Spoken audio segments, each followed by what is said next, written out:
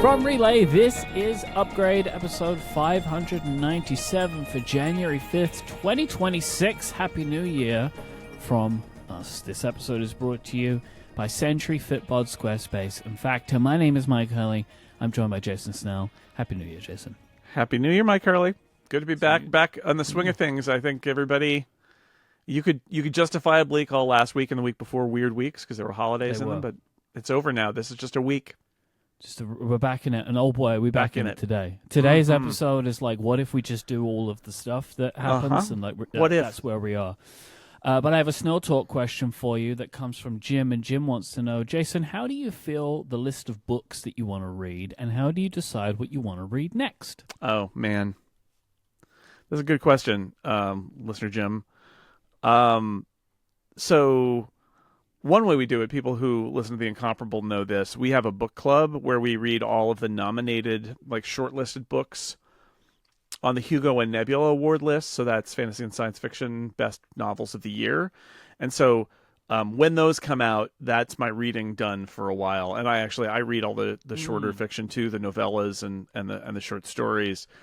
And so that will generate a long list with lots of podcast homework, and we end up doing like a bunch of episodes, each of which contains 3 books or 2 or 3 books. Like, it's a lot.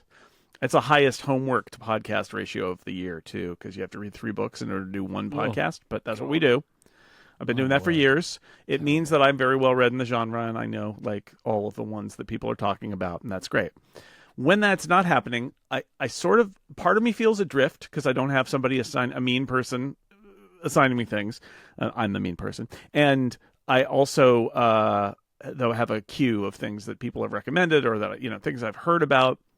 End of year lists are really great. And the other thing I do, in addition to like the series and authors and stuff that I follow, where I'm just going to read their new thing whenever it comes out, and I often pre-order those things, is when I hear about a book that people like, what I do is I use Libby and I add it to my library queue. And so a lot of those books, they get on the best science fiction books or even the best books of the year lists. And I add them. It's very funny. The New York Times does their best books of the year list, and there's a book on there that I'm interested in, and I add it. And it says, oh, well, this is available at the San Francisco Public Library. And implied is, because it's been on a New York Times bestseller list or best books of the year list, you are 98th in line or 145th in line. But you know what? I like it. I actually kind of like the vibe of, I get a recommendation from somewhere, a best of list, a friend says they liked it or whatever. I put it in the library hold queue, and then that's like a popcorn machine. Like, they're all bouncing around in there, and then one will just fly out and be like, hey, this book is ready. I'll be like, great. And I do that a lot. How long do you have to read it when it gives you the says, oh, your time? Libby, it's generally 21 days. Okay. So there's plenty of time. And if it offers to you and you're not ready, you can just you can say defer, and it goes to the next person, and you stay at the top of the line. So you can manage it pretty well, do a little bit of juggling, and keep those going. So it's good. And so I do that a lot, and that helps manage my queue. I also have like 8 books on my Kobo right now. So I just finished a book the other night. It's great. I've read 2 books. I finished 2 books this year already, and they're both bangers. They're both 5 stars on Goodreads for me. So I love it. Nonstop bangers this year, Mike. Nonstop bangers. So, but then I have that moment of like, what am I going to read next? And it's very interesting because in this e-reader era, I'm basically looking at what's on my e-reader, being like, what's next? What's next? What do I have? What do I want to go? And I've got like 5, 8 of these books sitting there. It's like, what strikes my fancy, and then I pick one and then I go. So that some of it is that too. Like, I'm in a mood for something. Sometimes I'm in a particular mood for a particular genre. There's a long-running mystery series that I really like that I've recommended a bunch, and I'm on book 12 or something of that, and like I've got it sitting there.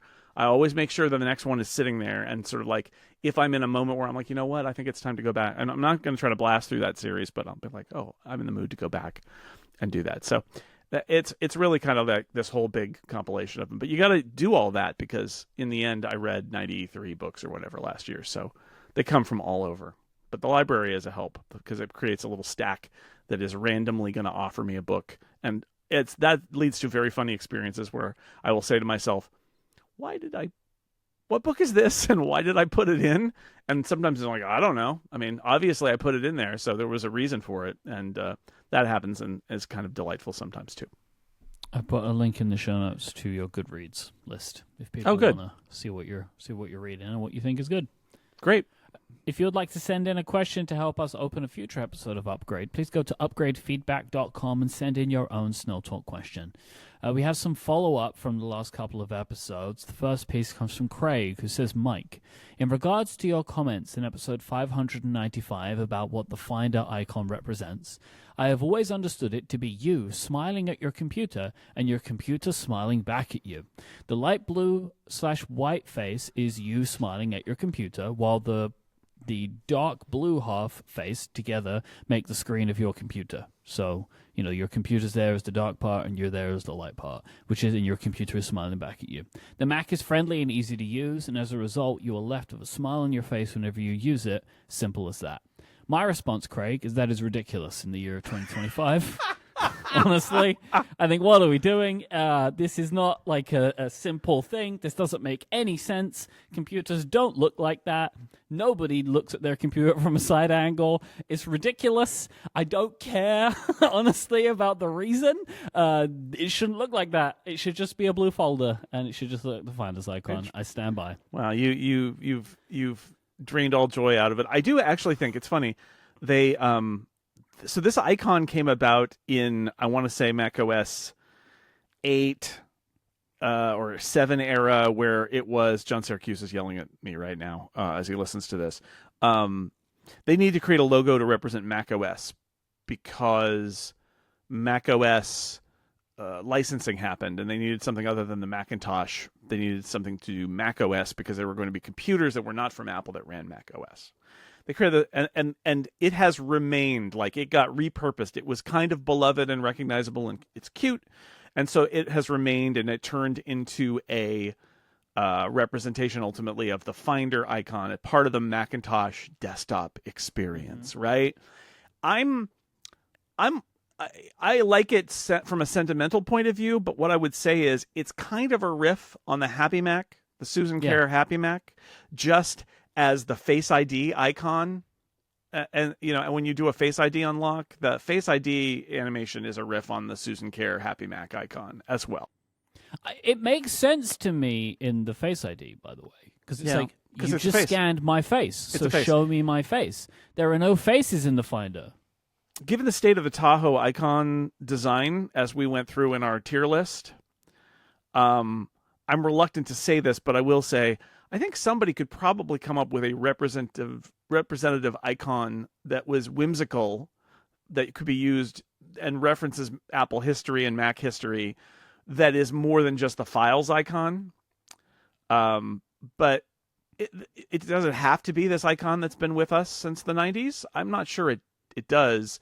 But yeah, people would scream bloody murder if they just replaced the Finder icon with the Files icon and rename the Finder icon to Files. Look at how some people reacted when they changed the Finder colors. You know what I'm saying, Jason? Yeah. I know some people who will remain nameless. Some people really took that one to heart. So we were talking about this in Discord.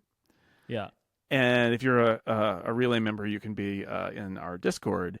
And I realized that so there's the hug emoji, which I generally don't like. Terrible emoji. I looked up Apple's one today, like while we were prepping for the show. I really think people should just look at the Apple emoji for hug, because the hug that they have, it looks threatening. It does. It looks like the person who is giving that hug, it's like in like some kind of telenovela kind of thing where like they're having a look over the shoulder, and it's like, ha ha ha, I've got him.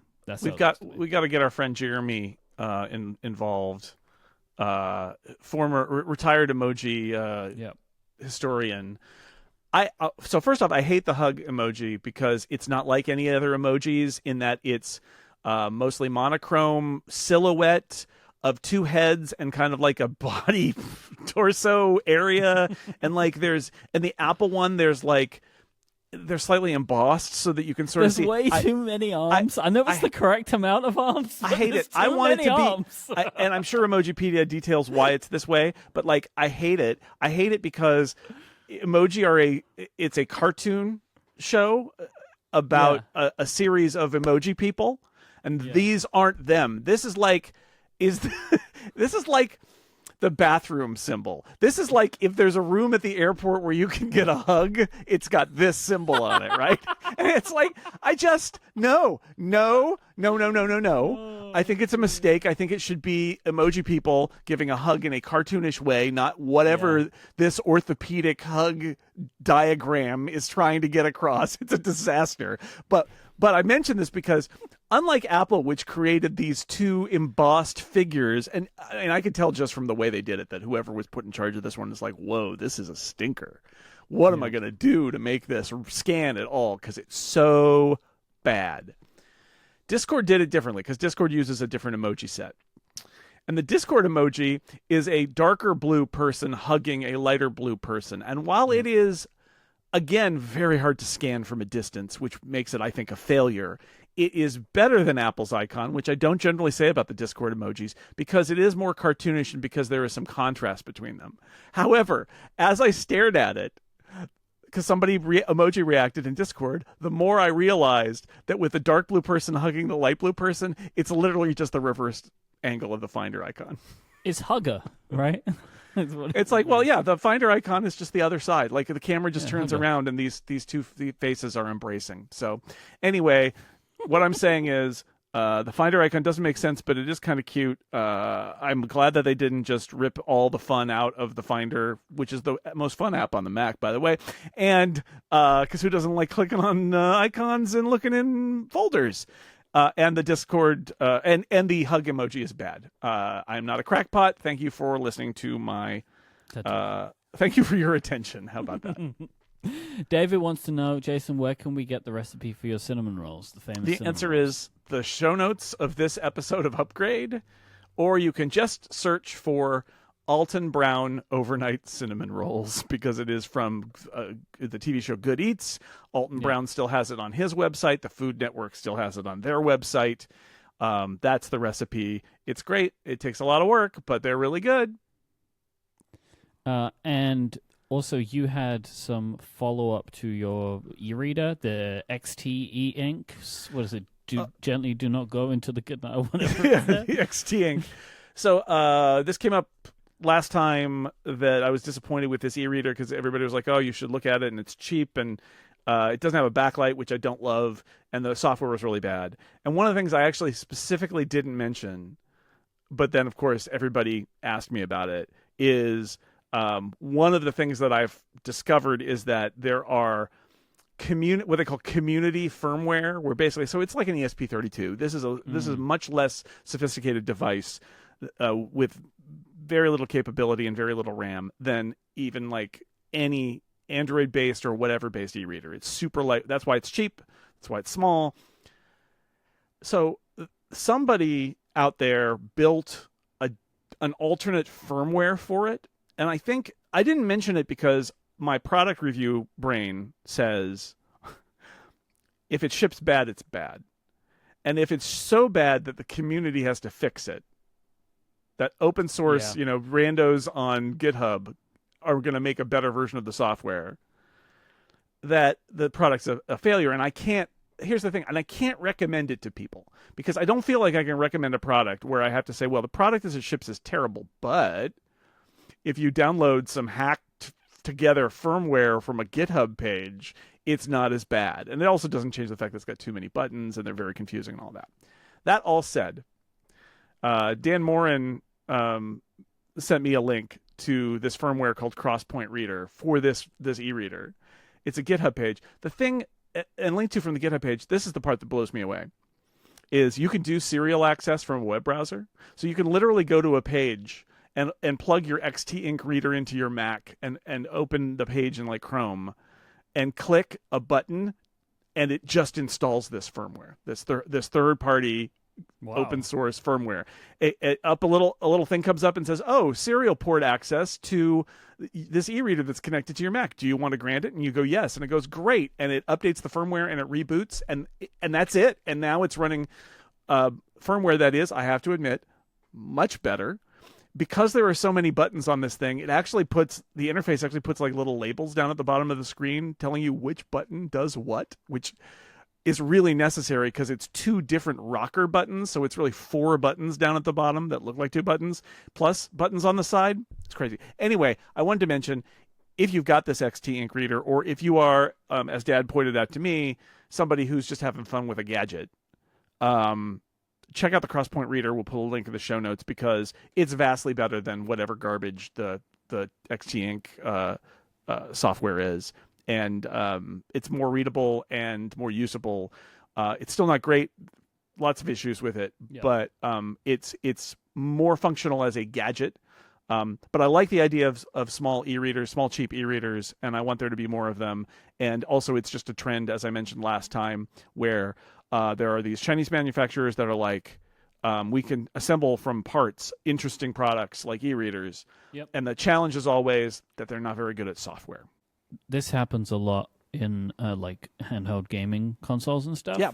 Basically, the impression I get from the NPC podcast, they're always talking about like third-party third-party OSs. The handheld, the retro handheld that I bought, the first thing I did is flash Onion OS, I think it's called, which is a third-party thing, and then it works great. And I bought that thing knowing I was going to flash it with Onion OS. I just, again, as somebody who talks about this on a podcast and writes about it on a website, I'm reluctant to recommend anything that is so bad that you have to replace its software with someone else's software. But in this case, it was actually, first off, amazing that you could do it with one click from your web browser. That's incredible. And that's pretty great, right? Yeah. It was nice. good. It was a good update. And I like the idea, again, of companies, especially in China, who have access to all these parts and are like, this is interesting. We can reach a smaller audience, but we could do it with pieces that are just like the chaff of smartphone world. Right, like it's just like the extras, and they're like, but we could put them together in a different way, and it would be interesting. And this is what Books has done. Like they've got the Palma, which is like a phone, but it's an e-reader. Like I love that. And what I've seen with Books is the first thing they sent to me was the hardware was perfectly fine, and the software was just a nightmare. It was a weird modified version of Android, and like they're still using a modified version of Android, but it's like night and day between what it was like and what it's like now. It's closer to just Android now with some stuff. It's closer to Android with some stuff, and you got to do some modifications to apps in order to get them to behave well on e-ink, but like you don't want them to scroll, you want them to page. But over time, they've gotten better at it, and that's why, although I think the XT Ink reader was kind of like overhyped because it looks so cute and it's so cheap. MagSafe. The MagSafe, too, is a big and thing. the MagSafe, which doesn't fit on any modern iPhone. I'm sorry. It's too big. So... But I like the idea of this stuff. Yep. It's just we're not, and I love the idea that there is somebody out there who is making better firmware for it. That's awesome. Would it fit if your phone had a case, or is it just it overlaps? I think the challenge is that if the iconic plateau on the back is too big and too low down, then the XT Ink won't be able to get fully on your phone because it's too tall. But it's a nice idea. This episode is brought to you by our friends over at Sentry. I am a lover of good applications and good experiences in those apps. When I use an app for the first time or any time, I want to be able to get in and get out with the thing that I want from it. I want it to work. I want it to be smooth. I don't want things to break. I don't want to hit bugs. It can turn me off new apps if I come to things and they're buggy. This is what Sentry will help you all developers with, because they make sure that your apps are going to run great. Because when it comes to finding issues in your code, in your development, logs are messy. Trying to grep through them and line them up with traces and dashboards just to understand one issue, it's just not going to cut it. Sentry, that's Sentry, has logs too, but they just made them usable. Sentry's logs are trace connected and structured, so you can follow the request flow and filter by whatever matters. And because Sentry surfaces the context right where you're debugging, the trace, the relevant logs, the error, and even the session replay all land in one timeline. No timestamp matching, no tool hopping. Front end, mobile, back end, whatever you're debugging, Sentry gives you the context you need so you can fix the problem and move on. More than 4.5 million developers use it, including teams at companies like Anthropic and Disney+. Try it free at sentry.io and tell them that we sent you. They have a free dev plan, and listeners of this show just use the code upgrade26 and you'll get $100 in Sentry credits. I also want to mention Sia, Sentry's AI debugging agent. This uses all of the Sentry context to tell you the root cause, suggest the fix, and it can even open a pull request for you. That's at sentry.io and tell them that we sent you. We really appreciate it. They're a great supporter of the show, and I think you're going to love it. Our thanks to Sentry for their support of this show and Relay. It is time to lawyer up. Clunk, clunk, clunk. There's been a lot of movement over the holiday break in the world of alternate app marketplaces. Oh boy! In that, what a world! So, the Apple's happiest place on earth. That they will be complying with the Mobile Safety Competition Act. The MSCA is another acronym for us to learn, which is Japan's offering. This is the Japan kind of bill, and Apple is going to have a suite of changes to how the App Store works. A lot of this you've heard before. Some of it is actually new. So they're going to offer alternative app marketplaces like AltStore. In fact, AltStore have already announced that they're in Japan. They're now available in Japan. AltStore are ready for this. I mean, they were talking about this a couple of weeks ago that, they expect a bunch of countries to have this available this year, and they're going to be ready in all of them. But in Japan, there will be no web sideloading. That is not a part of this bill. So you won't be able to just download an app from the web like, in theory, you can in the EU. There will be new payment options, so alternative payment processors in-app for digital goods, but it must be offered alongside Apple's in-app purchase method. And there will also be links to pay outside of the app available to developers. There are some commission changes if you want to do anything outside of Apple's systems. So it's a 10% base commission for the various programs that exist, small business, mini apps, that kind of thing. And first year of subscriptions are at 10%. It's 21% for digital goods and services otherwise. Then it's 15% is paid if for purchases made when linking out. So they're the kind of the three things. So if you're doing stuff inside of the new terms and you want to offer different things, it's 10%. If that's your base, if that's what you do, 21% for digital goods and services otherwise, and then 15% if it's for anything where you're linking somebody outside of the store. And that's going to be that whole thing where you have to keep your own books and report them to Apple, and they may audit you at any time. Plus the core technology commission of 5% on all sales. So you get up towards 26% for most people very quickly. There are also some iOS changes requested as part of this. Alternate browser engines is one that we've seen before. The ability to swap the side button for voice assistants, so you could use a different voice assistant instead of Siri. And also interoperability requests where you can say to Apple, we make a smartwatch and we would like to have access to this or that. You can make those. There'll be a formalized process for it. Also in the MSCA is a bunch of rules about how this applies to children. So apps in the kids category cannot offer links to pay outside of the App Store for purchases. Any app that has in-app payments from a third party must add a way for parents to approve purchases. So if somebody is, I believe it's under 18, see if it's 16 or 18, they have to have with Apple's system, they're in a family group, right? And they say, I want to buy this, and then the parent get a notification, and they say yes. So even if you're using a third party, this has to be implemented. Apple is apparently working on tools to make this work for third-party payment providers. Apple has been taking shots at the DMA when talking about this. Here is a quote. For instance, similar regulatory changes in Europe have enabled types of apps that were previously unavailable on iOS, including pornography apps. This quote comes from Chance Miller at 9to5Mac. I do find this point kind of strange because do you think the EU would have a problem if Apple said, We can have these kids things. I think one of the things they are talking about is the fact that there's no website loading, but nevertheless, they could still do some of this stuff. Because there was that one pornography app that was in an alternative app store.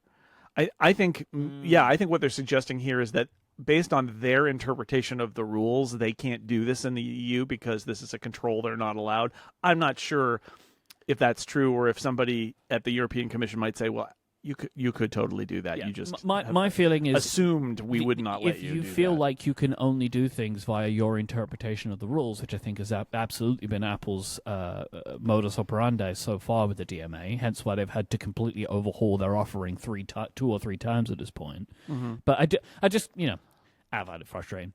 John Gruber points out that in his communication with Apple, they seem to better respect the decisions here in Japan and feel that it more closely aligns with some of the elements that they feel are important, stuff like child protection, privacy and security, and getting Apple paid for their intellectual property. Gruber notes that there is no announcement of features being withheld for Japanese users like they are in the EU with the DMA, right? And he's saying that, like, we're not withholding anything. I do wonder, I mean, I don't know if he's had specific conversations about this, but, well, there aren't any new features yet, right? Like, this happened after iOS 26. What if we see what happens with iOS 27? But this does feel much more focused. What Japan is wanting to do is much more focused on the store, with a couple of extra things where the DMA is more wide. I also think, I mean, I agree with John that it seems like Apple is less adversarial with Japan. Yeah. But when you detailed what is going on here, Japan is asking a lot less of Apple. I feel like if Apple were to roll its own international open standard rule set, it would look like this. It would be alternative app marketplaces without side loading, which I think is consumer hostile and backward, because what it's saying is Apple so believes in the idea of monolithic app stores that control everything and that have a stranglehold on what the users want to do, that the only way you can get software outside the app store is from a different monolithic app store that somebody controls and that Apple can then lean on. Remind me, I don't know if you remember this, but how these things go. Apps that are side-loaded, are they not notarized? They are notarized. Okay, then I don't understand. On the Mac, they're notarized, and I believe if it's that allowed in the EU now that they are that they follow that same system. But this is anyway. We'll talk about this in a later segment. But I'm just gonna say again, I actually find it kind of offensive, the idea that the solution to one monolithic controlled choke point app marketplace is more of them. More of them, yeah. Instead of letting people install software on their device from wherever, like you do on a computer. I hate it. I hate it. I hate the idea that it's like, oh, great, they're free in the EU now, except you've got to get Riley tested to approve your app instead of Apple. It's like, okay, Riley's more likely to approve my app than Apple. But, like, why do I need Riley's approval? Well, and also Apple do still need to approve it anyway, right? Like, they still have to do that anyway. Like, there is still we've seen it. I can fair to say time and time again at this point that they are rejecting apps. There's still a process there, but this is what I'm saying is that I hate that you're just replacing, to use a phrase that Steve Jobs liked a lot, you're just replacing one orifice for another, and the whole idea is freedom. Instead. So I hate that. But you talk about the commission charges. Of course Apple likes this. Because Apple's recouping almost all the money. They're in the guise of freedom, their tax just moves around and is the same. And in fact, Judge Yvonne Gonzalez-Rogers would not allow this, right? Like this is not what she would consider reasonable. She considered these levels basically contempt. So of course Apple is more happy with what Japan is doing here, because this feels like Japan felt like there was a need to do something to appear like they were being consumer friendly, but ultimately, probably with even consultation with Apple, came to a set of rules that are not strict at all. This is the don't throw me in the briar patch version of Apple being regulated, which is like, oh no, we have to allow payments on the outside, but we tax them at the same rate that we take. I mean, like, it's just. This is real gentle, folks. Real gentle. I forgot the 5% payment processing fee for Apple's in-app purchase as well, which is also a higher number than they've quoted in other places. Again, would be considered contempt in the U.S. But Yep. So no wonder Apple is like, whew, dodged a bullet there in Japan. Well, it's happening in Brazil now too. So there are also going to be alternative app marketplaces and payment options.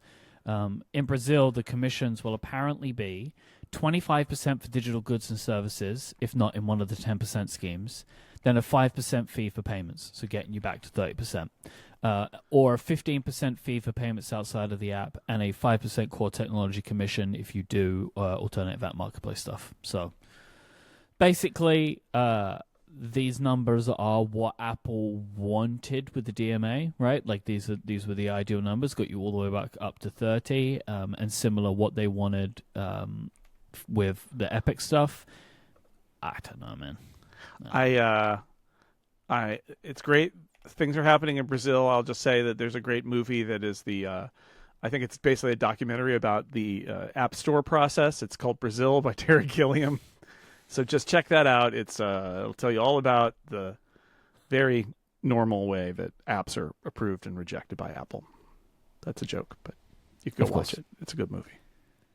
Rumor Roundup time. Yeehaw. Over the past week, Jason, I don't know if you've been seeing this, but lots of people have been 3D printing a mock-up of what the iPhone Fold could look like. So this came from a 3D model designer, Subsy, on MakerWorld, who created this model based on rumors of screen sizes and overall specs of the device from some allegedly leaked CAD drawings. The front screen of the iPhone Fold, based on this, would be 5.4 inches, which is about the size of the iPhone Mini, so it's small. The inside screen will be 7.6 inches, which is smaller than the iPad mini, but bigger than any iPhone, and it would have a 4.3 aspect ratio. So a lot of people have been talking about, and I was struggling to get my head around this, wider than it is tall. This is a phrase that was being used a lot to describe the iPhone Fold. And I was really kind of in my brain, it's like, I don't think I understand what that means. And then seeing these images, I'll put some links in the show notes. Mac Rumors had an article and they also made a video about it. It makes it look like a strange phone when it's closed, like a weird little passport phone. It made me think of like a little mini notebook. Yes, a squat little mini notebook. Yeah. Yeah. So not a computer, like a paper notebook. Sorry, a small paper notebook. Small paper notebook. Basically, this is essentially appearing to prioritize the open part rather than the closed part. So it's not going to be a big phone like the Pixel Fold or the Galaxy Fold that you can unfold to an even bigger phone. It is more like a little phone that you can unfold to a big phone or a mini tablet. Yeah. It is 4x3, which is helpful in hoping that potentially it's iPad OS or something closer to iPad OS on the inside. Because the iPad historically was a 4x3 device, so it's sort of in that ballpark. So, but I still don't know. I don't know where I land on what the operating system is going to be. I think I want it to be iPad OS, but I feel like it might not be. But then what is it? I think they'll call it iOS, and it'll have some of the multitasking features of iPad OS, but they'll call it iOS because iOS is just iPad OS anyway. That's a great point. And if you think about it, it's really iPad OS is just iOS with certain features enabled on certain kinds of hardware, and that's just. I imagine it will be like that. Some features will be enabled on this hardware, and maybe there'll be some special things, or maybe it will be very similar to iPad OS. But I think this is interesting because I look at this and I kind of dig it because it's this. I think the shape is kind of interesting. It is not shaped like an iPhone, right? When it's closed, and so many. I know this from using the iPhone Mini. There are so many apps that just make assumptions about the size and shape of your iPhone, and that even for the Mini, you would run into apps that just don't understand that your screen is that small. This happened back in the day when I was using the 11-inch MacBook Air. That there would be Mac apps that'd be like, surely your screen is not that small, and it's like, it is. This is a computer Apple sells. So I wonder about like apps being appropriately sized for that closed screen that's so short. But as somebody who had an iPhone Mini, I don't mind that idea.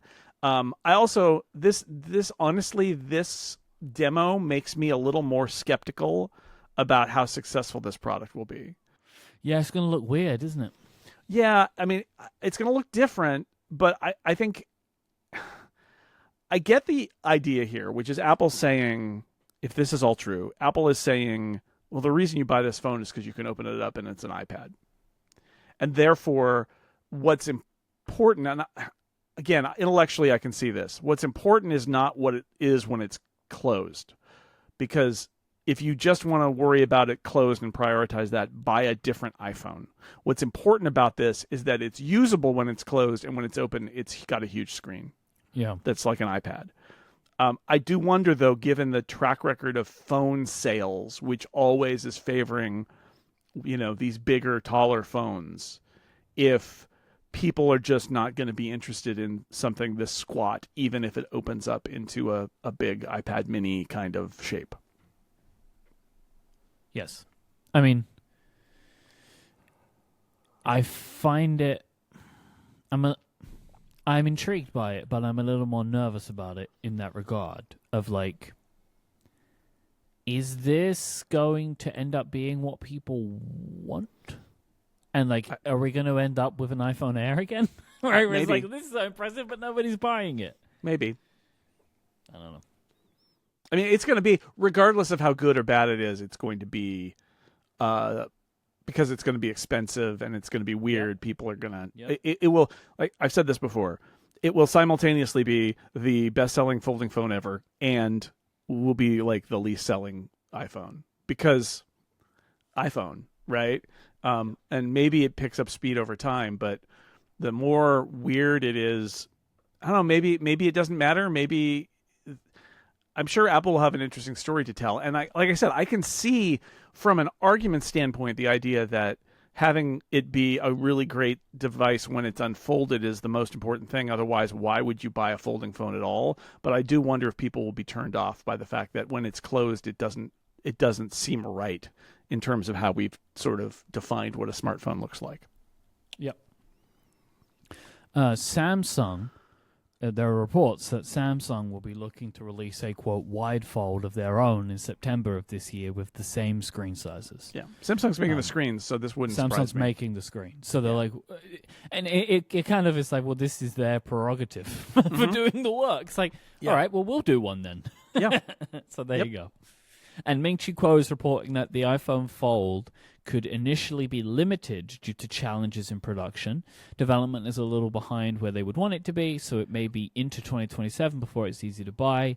This, to me, feels like the very standard way that a new iPhone launches. Like, I can't think of like a new design, like a radical new design where this wasn't a talk. I would not be surprised if they announced this in September and say that the Pros are available in a week to order and ship in 2 weeks, and that the Fold will be available to order in October and will ship later this year, right? Yep. It would not surprise me at all if that's what they say. And even if they make it available, they may sell out very quickly. This is one of those products where, well, it's not really... Well, I wouldn't say it's not cannibalizing anything, but it's like it's not like... if they were to announce like the iPhone Pro and then it doesn't ship for like 3 months, it's like, well, that's a problem for iPhone Pro sales. But maybe people that were going to buy the iPhone Fold, like, you kind of got them anyway. I don't know. I don't know. It is odd because it's kind of not an iPhone, but it is an iPhone. It's weird. It depends on how they view it too, because they could make it available and then it'll just sell out and those dates will just drift immediately far back. And that, which I think they're fine with. It is probably fine too. So something to watch for sure. Taiwanese research firm TrendForce is expecting Apple to release the A18 Pro powered MacBook in the spring of this year. They are also expecting competitive pricing on this model and a 12.9-inch display. Great. Looking forward to more it. Stuff out of the supply chain, maybe? Yep. More on this later, but yes, great. And 9to5Mac is reporting on rumors that suggest Apple is still working on adding infrared cameras to the AirPods Pro and may ship a model of the AirPods Pro 3, so the current model, this year that has this feature. So Mark Gurman had previously reported that these cameras would use Apple Intelligence to help provide more information to you and the world around you. But now, instant rumor, like leak, I think it's a Weibo account, Instant Digital, is reporting that with this feature, Apple would look to remove the pressure-sensitive buttons on the AirPods Pro 3 in lieu of hand gestures for controlling AirPods Pro. Don't know how I feel about that. I don't know. One, I don't know if I believe it. Yeah. But two, I also don't think I want it. But I wanted to bring it up because I thought this was a weird rumor. It is weird. But like there is precedent for doing this, so sure, they've done Slipstream. They did the USB case, and there were some internal changes too because they had the different audio for Vision Pro, and that was all in Pro 2. And they do the noise cancellation and non-noise cancellation versions of the regular AirPods, right? So like they have, you could imagine AirPods Pro 3 Vision or something like that, or whatever they would call it. Yeah. Or whatever, just with the AirPods Pro 3 with Apple Intelligence is actually probably what they would call it. Maybe, yeah. So interesting. We'll see. This episode is brought to you by our friends over at Fitbod. It's a new year. This is a time when lots of people are thinking about changing their fitness level, but getting started on that can be hard. That's why I want to tell you about Fitbod. It's an easy and affordable way to build a fitness plan that is just for you and to help you make that commitment to yourself. People struggle with personal fitness because it can be hard to find the thing that works for you, because everybody has their own path with personal fitness. But that is why Fitbod uses data to make sure they customize things to suit you perfectly. It'll adapt as you improve to make sure every workout is challenging while pushing you to make the progress that you want. Because you will see the best results when a workout program is tailored to your unique body, experience, goals, and the environment and tools that you have at your disposal. Fitbod stores all this information in your Fitbod Gym profile. It will then track your muscle recovery so you can avoid burnout and keep up your momentum. And Fitbod will build the best possible workout for you by combining exercise science and AI. They have analyzed billions of data points that have been fine-tuned by a team of certified personal trainers. Because what they want to make sure is that they're mixing up your workouts to make a well-balanced workout routine for you, because when they're tracking your muscle fatigue and all this kind of stuff and they're looking at how your muscles are working together, they're going to make sure that they're not overworking or underworking muscles. This can negatively impact your results, so they mix it up for you. This also means you're not going to get bored because the app will give you new exercises, rep schemes, supersets, and circuits. You can stay informed with progress tracking charts from Fitbod, their weekly reports and sharing cards. This will let you keep track of all your achievements and your personal bests, as well as sharing them with your friends and family. It also integrates with your Apple Watch. I love using Fitbod on my Apple Watch. It makes it really easy, really simple to use, and you can keep track of what you're doing. Super great. You can also integrate with Wear OS smartwatches and apps like Strava, Fitbit, and Apple Health. Personalized training of this quality can be expensive, but Fitbod is just $15.99 a month or $95.99 a year. But you can get 25% off your membership by signing up at fitbod.me/upgrade. So go now and get your customized fitness plan at fitbod.me/upgrade. Once again, that is fitbod.me/upgrade for 25% off your membership. Thanks to Fitbod for the support of this show and Relay. So it is a new year. I want to talk about what we want from Apple in 2026. This was inspired by a blog post that you wrote, which will be one of the things that we get to in a little bit. But let's go back to talking. I'll kick this off, and we'll start talking about the folding iPhone. So, okay, I am really excited this year to get something completely new from Apple in regards to the folding phone. So, like the iPhone, last year's iPhone lineup, brilliant. Like, top to bottom, excellent. There was a new iPhone. That new iPhone is great. The iPhone Air is a wonderful device. Super interesting, super weird. It potentially is a harbinger of things to come or not. Hard to tell at this point. But just a really interesting, cool phone with a cool story to it. This thing, we're on a whole new level. Like, it's going to be really interesting to have another year where I have to make a choice about what phone I want to be using every day. Because the folding iPhone is going to be really intriguing, but it is, just looking at the information that we think we know about this device, it is absolutely not going to be an easy call, I think. Right? 2 cameras instead of 3 cameras. Mm-hmm. And who knows how good those cameras are going to be. Mm-hmm. That tiny screen on the front, I'm probably going to be using my phone mostly that way. Am I going to like that? like, what software am I going to be able to use on the inside? Are they going to make developers kind of have to redo some stuff, which means that a bunch of apps aren't going to work? And then the biggest thing, honestly, one of the biggest things for me is the Touch ID thing. I think that's not going to be nice to use all the time. Like, I'm really used to using Face ID, and I think it would feel very weird to take a step back to Touch ID, like authenticating via a button on the phone. So, but I think this is going to be a really interesting story for the end of this year, is what Apple are able to produce. How impressive is it or not, right? Like, is there no crease? Is there a crease? Like, what are the other details about this device that make it interesting one way or another? This is great to do this segment here in the first show of 2026, because I'm just going to say now, you're going to hear us say a lot of this stuff again and again over the next 52 weeks, right? Like, this is going to happen. But I'll say it now. One of the things that's going to be really interesting about this product, which is all about the new hardware, is the software. Because Apple has the ability, and I know like Google does it, Google has a folding phone, and Google does Android, and Samsung does some tweaks with their stuff too, but like Apple has the ability to differentiate how this phone works, to make decisions about how this phone works differently than every other iPhone or iPad. They can make feature by feature decisions about this. So when we look at that 3D printed model in the hands of the guy in the Mac Rumors video, let's say, you get that visceral, like, oh, it's different, it's shaped different. Mm-hmm. But what we don't see is, because it's a slab of plastic, is what's on that screen. And like, Apple can make decisions about the lock screen, about how the home screen works, about gestures, about what happens on the inside, about what happens when you've got an app open on the outside and then you open it, and where does it go on the inside, and what's the window? Is there windowing or tiling? Does it feel like an iPad? Like, there are so many decisions they have to make, because this product is basically a tweener. It is neither an iPhone nor an iPad, but also kind of both. So what are those decisions? I'm excited to see, because we look at a 3D printed model and we're like, oh, look at that. But like, Apple has had this thing inside for, more than a year, at least, probably. And their designers and developers, the whole OS group, like, they've been able to think about how this thing should work, and get creative about it. And I would actually honestly be disappointed if it's just a bog standard iPhone on the outside, and then you open it up and it's a bog standard iPad mini. Like, and that's not what they do.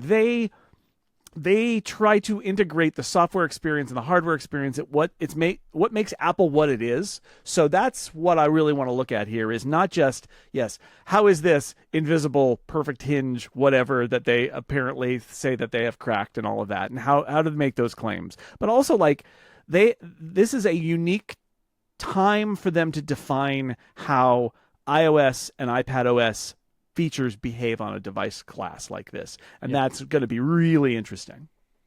There's also like a question I want them to answer, which I don't know they'll have an answer for, which is, why are you making this phone? Yeah. Like, why? Yeah. Like, I'll tell you, what since is the this reason? Since what we want, what I'll say is, what I want out of this product is, I want Apple to say the iPad is the best tablet, and it's not even close. They'll say the iPhone is the best smartphone, and it's not even close. One of the things is, the iPad is so great, and yet more people, a lot of iPhone users don't understand that, or don't use an iPad as much.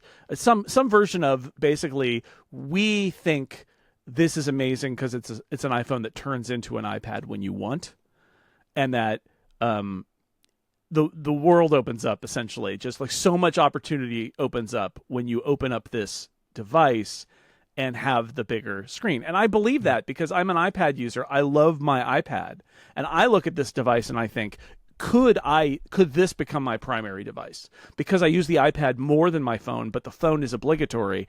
Is there a world in which I no longer have to have a phone that I also put in my pocket when I leave the house, but mostly I use the iPad? Could this be that product? It is my iPad and it's my iPhone at once. So if they can make a case like that it's like, this is also the iPad, I would love to see that.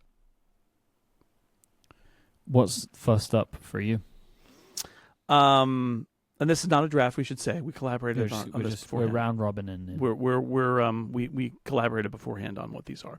I'm going to say what I want from Apple in 2026 is a succession plan. Tim doesn't have to quit as CEO this year, although I think it's greater than 50% that he will. Yeah. Because, and why do I say that? I say that mostly because of that FT story. I don't think that FT story exists if he's not going to retire in 26. Which is a year that we're in, by the way. I'm so used to saying 26 as the future. It's the year that we're in. This year, I think it's greater than 50% because of that FT report. But at the very least, what I want is he needs to become chairman if he's going to do that. He needs to send a clear signal that transition planning is going on. He probably needs to say, this is where we're going, and and there are going to be more changes, but we have a plan and we're instituting it. And whether he names a replacement this year or in advance or whatever it is, like, I don't need all of the boxes to be checked in 2026, but I want the list and I want the boxes to begin being checked. So succession plan is how I phrase it. I know that we were beforehand when we were collaborating on this. Yours was more specifically like, "Give me a new CEO," and I'm I want a new CEO. I can see that. I backed off of it a little to just say, "Look, I just want the plan that leads to a new CEO. I don't necessarily personally need the new CEO this year, although I think it probably makes sense not to linger. But I certainly want to see that list, to see movement." And know that we're going in a direction where Tim is going to either leave or elevate or whatever. No, I think it's time. Yeah. Like I think it's overdue time for change at the top for Apple. I think at this point, I think that the company has maybe gotten stuck in some spots, and some shuffling could change it. Like, I would hope that bringing in someone with a fresh outlook could make some different structural changes, different priorities. Like, if it's going to be who we think it is, John Turnus, like, I would hope that this would refocus the company to continue advancing in hardware, like, and making that like a priority. Like, there's something going on which means that they're able to last year, this year, and I think next year and the year after, like, completely new iPhone designs. It's like, why is that? Like, why now can we do that? Like, why can we keep doing really interesting iPhone designs year after year? Why can't we always do that? Would it be like that if you had someone who really cared about hardware as the CEO? Like, is that what it would look like? And not just so, the one is every CEO is their own person and cannot. Every CEO is informed by their background, because they can't be everything and everywhere, and they have to rely on people, but they are informed by their background. So that matters, that it's not an ops guy, it's a hardware guy if it's John Turnus, but it's a different person. And then two, and we've talked about this quite a bit, is it's the excuse for change. That if you're person X and you've been in the job forever, and there's like a whole bunch of little things that maybe you could do different, but like, this is the way you do it, you just do it that way. And it's hard. I'm not saying that's right. I always am asking myself, like, could I do things differently? But I think it's human nature to be like, I just do it this way. This is the way it is. And then when you get the new person in there, they're like, oh, I don't want to do it that way. That was always a thing that I thought we should do differently. And now I'm going to do it because I'm in charge. And, the example that I gave is the employee matching from Tim Cook. Like, Tim Cook revered Steve Jobs. And on day one, he said, yeah, if you give charitable donations, we'll match you. Which is like, I mean, what he's essentially saying there is, I don't know why Steve didn't like that, and he was kind of a jerk, but we're going to change that because it's the right thing to do. And because I'm the new guy, I give myself permission to be different. And I think you'll see some of that, regardless of who it is, that just the fact that it's not Tim anymore means not that even Tim would be opposed to it. It's just like, it was just not on Tim's radar or whatever. And the new person gets to say, yeah, I'm going to do this because this is a thing we should do. And at that point, Tim Cook doesn't get to say no. So yeah, I think that'll happen. And also, like, if you're a executive middle manager, that kind of thing, ultimately you're trying to please the boss, right? Like that. That's what that's what a lot of people are doing. Not everybody, but what a lot of people are doing in their job. They want to get on. They want to please the CEO. So it is better to bring to the ops charts CEO something that's going to increase his charts. Like, he's going to be most excited when you say, this new idea I have for services is going to increase the like, that is what they're going to want to see. Yeah. Maybe somebody with different priorities, you would bring to John Turnus this really cool idea that you have for hardware. I mean, I don't know that he is like this. I'm just assuming, right? Just making a million assumptions here. You come to him and be like, I have this idea. It's not necessarily going to make us the most money, but I think it would be really cool, and it would make it something we could lead on. And he's like, you know what? Go for it, right? And that might be like, basically, I think it's the other thing is, and selfishly, the main reason I want this to happen is I would love to be able to talk about something like this on the show. Like, I've never had the chance to cover this, right? Like, I wasn't doing this when Tim Cook took over. The idea of Apple having a new CEO is tantalizing to me, because also it feels like it's so close, like it's going to happen in my professional career, and I want to talk about that. Also, I would say it will be interesting to see, not that Apple, because it's a big ship, it would take a lot of time to change it. Even if they wanted to change the direction, it would take time. But I would say emphasis will be an interesting thing to watch too, because I feel like a lot of times coverage of Apple talks about design and about the synthesis of software and hardware and services. And then there's also this kind of narrative about Apple's operations ability, that they ship so many of these and all of that. I feel like Apple could lean more into the narrative that nobody makes the hardware like Apple does, that Apple is a leader in silicon. And they talk about it, right? But like, if you have a CEO who's more oriented on hardware, not to say he's going to give short shrift to software, but like, do you re-emphasize the fact that Apple has all of these advantages because they are so good at making hardware? Yep. Not that it changes the strategy, but just that it's a thing that comes out a little bit more in the narrative. They could choose that or not. And it's not just CEO, right? If they change, Greg Joswiak has been at Apple for 1 billion years too. If he is no longer there, if he retires in the next year or two, what happens? And I don't know. I guess I've sort of known Jaws for ages now, but what I would say is, generally, you get used to having one boss, and now you've got a different boss. It's a good time to step off the treadmill. And if that happens, then the people making marketing decisions change. And that is interesting, because that's all about emphasis and how products get marketed. So marketing and PR change, as well as just the from the top emphasis. So, again, I don't think either of us is saying we're bored with Apple being, what it is. Let's see change. But the fact is that change is coming, and change will be interesting. And I am interested to see how a company as successful as Apple, that has had such a run, deals with change, right? Irrevocable, unavoidable change, because human beings don't stay, right? So what happens next? It is also like for, I would say for like maybe the majority of people that work at the company, they have only worked for this guy. Yeah. Right? And like, what is that going to be like? What is that going to feel like? Again, it's going to be fascinating, and I would love the opportunity to talk about it, and I hope that this year is the year that it happens. Okay. Here's another thing. Prove me wrong on Apple Intelligence and a good Siri. Like, I want it. I just don't have faith that it can be done, or it will be done this year. Just a basic point. Like, I was thinking about this yesterday morning, where I was trying to make a coffee, and the baby is crawling now. I don't know if I mentioned this on the show, so my life has been turned upside down. And she was crawling towards me, so I had to deal with that. And something popped into my head about like something I wanted to do. And I thought I would love to be able to just, in plain English, just talk to my phone. I remember what it was. I use the app Dew a lot, and I'm a big fan of it. And it was reminding me about something. I think it was to do some, like, wash her bottles or whatever before I left for the office. And I wanted to be able to just say to my phone, snooze that notification for 30 minutes, which is just not a thing that I can do right now. But my computer should understand what I want. Like, that's not a complicated thing to ask.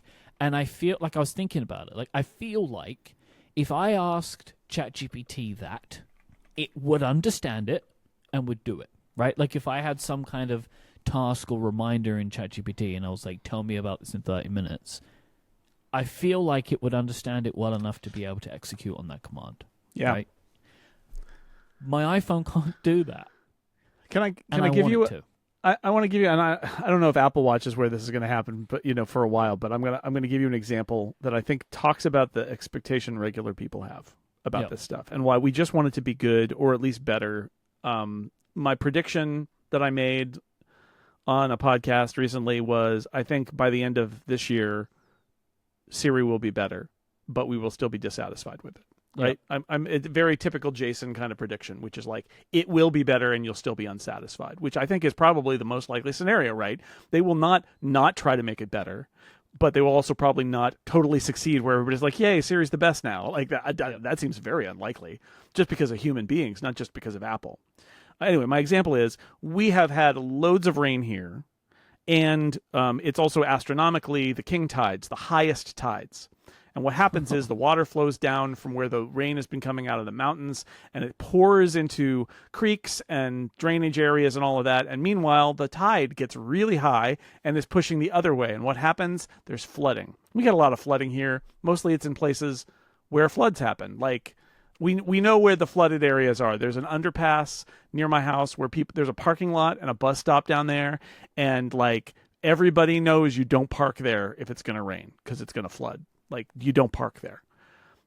There's an exit off the freeway north of us that is always flooded when it rains, and it's high tide especially. Like, it happens. You know about it. This was worse. Lauren ended up getting caught in about a foot of water on the road when she was trying to take Julian to the airport and had to come back. She actually came back through San Francisco instead of our usual path to the Oakland airport because they closed the freeway down. So that's a big deal. But it's all about high tides, which is why I say this. Lauren says to me, the Apple Watch is so dumb. I asked it, how dumb is it? I asked it when high tide was. And it said, here are some websites that will tell you when high tide is, which is great when you're on an Apple Watch and you can't view websites. I asked ChatGPT this, and it actually said, you need to tell me where you are, which is funny because, like, your device knows where you are. I could share that with you. You could ask me for it, but you didn't. So that's frustrating. But here's the thing that stopped me. I was thinking about it. She's like, she asked her Apple Watch when high tide is. And I thought, wait a second. There's a Tides app on Apple Watch. And I take her Apple Watch and I like scroll down and like, there's Tides, and you open it up. Tides. Geolocated. It's like, oh, this is the closest. Rodeo Beach is the closest to you. Tap. Beautiful interface showing the tides. Man, I did not know this app was. I'm looking at it like, wow. Surprise. I didn't know this. Well, I mean, unless you're like surfing or boating or whatever, you maybe don't care about the Tides app, but it's there. It's there. When they made everything waterproof and they did the ultra and all, diving and all that, there's a Tides app. Why in the world would a question for Siri on an Apple Watch about tides not open the Tides app? Why? But it doesn't. Just a failure. It would be a great... Actually, Lauren would have discovered... Talk about discoverability. Lauren would have discovered that the Tides app existed. Maybe the Apple Watch also doesn't know that there's a Tides app, you know? Like, that's what's why. Like, Siri just doesn't know about it. But this is the problem, right? Is like the person should not, a regular random person should not even know that the Tides app is there. But if you ask about tides, it should be like, oh, let me tell you, you need to look. I'm opening the Tides app. Yeah. Did you know? Yeah. And it'll tell you. And that would have been great. And then she would have been like, I didn't even know there was a Tides app. But instead, I had to tell her because I am a person who writes and talks about computers and know that there's a Tides app. So yeah, what are they doing? Anyway, could be better. Yeah, I want to get the things that they showed me, but I don't think I'm going to get them, and I want them to come and be good. And yeah, I know. I just don't have a lot of faith for it to happen this year. Yeah, I feel like there's so much. This is why I predict what I predict. There's so much room for them to catch up, to just be better. Yeah, and I don't need them. I appreciate that what you want is them to solve this problem. I actually don't need them to solve the whole problem. I want to see them make a lot of progress. I want to see them headed in the right direction, because the problem is that Siri has been lingering for so long and it's still just sitting there. Yeah. And like, I just want forward motion. I want to know that you get it. And this is a problem with Apple as a company, is that Apple never wants to admit that something is bad. They never do that. And I want, honestly, this is talk about CEO transitions and things. Like, I get why there's no PR benefit in talking about the Mac Pro until you have something to say about it. But like, it sits on the Pro Display XDR. But you have these products that sit on the price list forever, and their prices never go down, and they're outmoded, but they're still being sold. And I think it's kind of offensive that they exist and that they don't really even acknowledge that that's the case.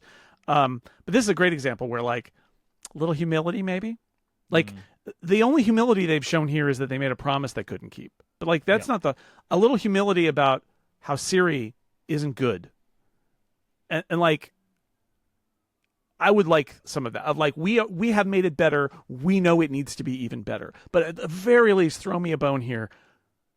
Make it better. I don't need the whole thing, but I need to know that you're on the case. And they can tell us we're on the case, but I don't care. I want to see it. I want it to be better, even if it's not great. Please, just make it better. Why don't you tell me about the thing that started this whole topic? Yeah, a better display strategy.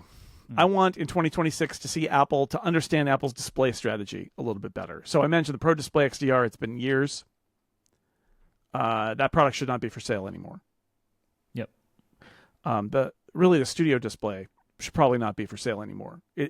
They are old tech, very old tech, that should be replaced by new tech. If you're going to do displays, you need to actually do them every so often, and it's been too long that both of those products have sat there. So I want them to update those products. I want them to use modern technology. Could they be higher frame rate? Could they be properly HDR on the Studio Display? Could it be maybe OLED, whatever, but like a more modern, competitive to other displays on the market today display solution? They need to talk about it and say, here are our products, and ideally commit to doing a better. This is I know Apple's got a lot going on, but like, if you're going to be in a category, you need to be in that category. This feels very 2010s to me. 2010s Apple, right? Where it's like, maybe it'll come back, maybe it won't. It's like, that's got to stop. That stuff's got to stop. If you're in a category, be in it. Otherwise, get out. And I don't want them to get out of displays, but I want them to be in it. And this kind of, I'm not really in it. We make a product that's really old and shouldn't be sold anymore, but we're still there, and so it shows we care. It doesn't show you care. It shows you don't care. You don't care enough to... anytime you leave a product lingering this long, you don't care about it.